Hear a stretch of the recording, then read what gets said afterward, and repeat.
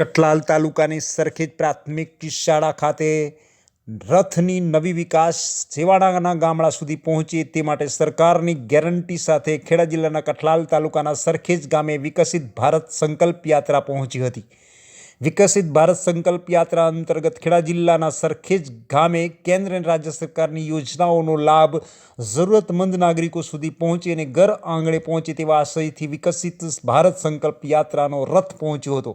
સરકારની વિવિધ યોજનાઓની જાણકારી આપી અને લાભોનું વિતરણ કરાયું હતું, જેમાં વિવિધ સ્ટોલોનું સૌએ નિરીક્ષણ પણ કર્યું હતું.